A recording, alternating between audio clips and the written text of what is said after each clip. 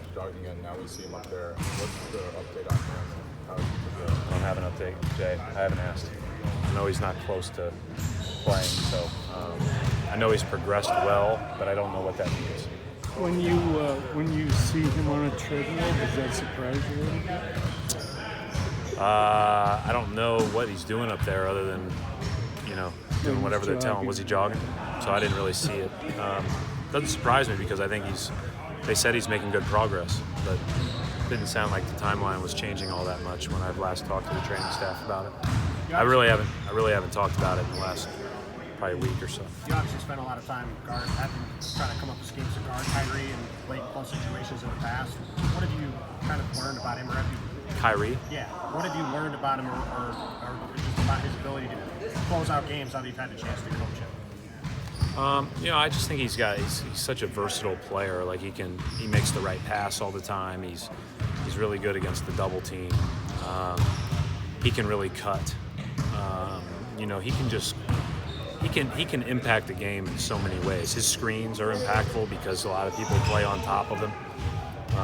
So I think that there's just so many ways a guy like that can go, and then he just has a special knack to get the ball in the basket against really, really good defense. I think that's the difference, right? Is like his efficiency and percentages on shots that would be extremely low for other people.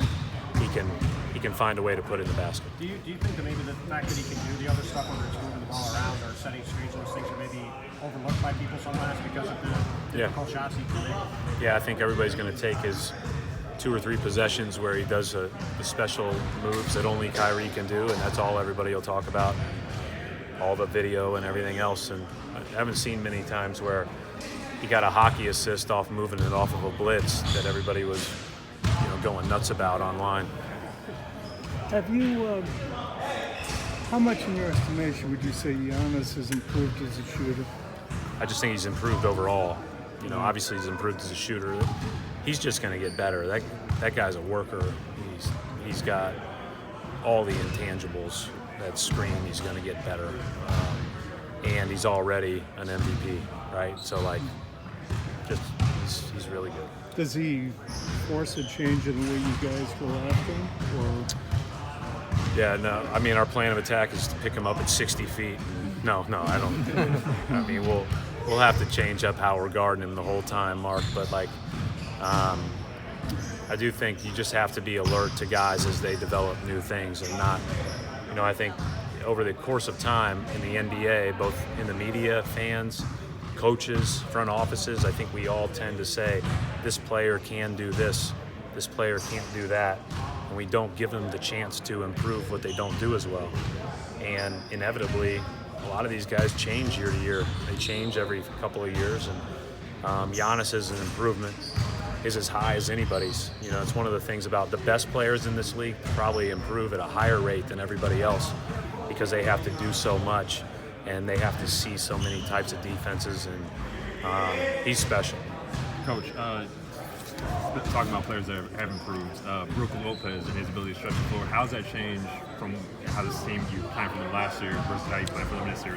I think there's 2 things about Brooke. I mean, number one is he's really stretched the floor, and not just to the 3-point line, maybe a couple feet beyond that. And then defensively, he's been outstanding. He's protected the rim. I think they're number 1 at the rim defensively in the league, and he is a huge reason why. And so you have to really run good stuff to try to get them side to side to spread them out a little bit. But he's done a great job of that all year. Brad, does your guys' approach in the Indiana series feel different than it did prior to that? Or do you feel like you guys feel differently about the way you? No, I said it. You saw it a couple weeks before that. Maybe before the first time we played Indiana at home a few weeks ago in the regular season. That was when you kind of saw there was just a different level of intentional play and purposeful details, all that stuff.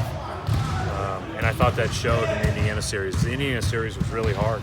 It's a great defensive team, and they're going to run their stuff to the point where if you make a mistake, they'll score. If you play the right way and play with great intensity, you can make it hard on them.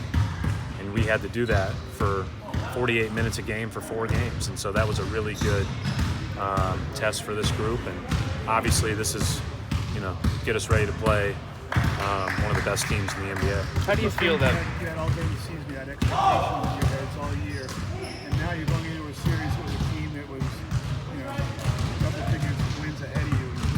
Feel different? No, just prepare the same way. Brett, how encouraging is it you guys already have 2 road wins this playoff? You only had 1 last year. Considering you're going to have to win on the road to advance. Yeah, I mean, we've talked about that for a while, that, whether it was, late in March, early April, that we were going to have to be really good on the road because that was the position we were going to be in.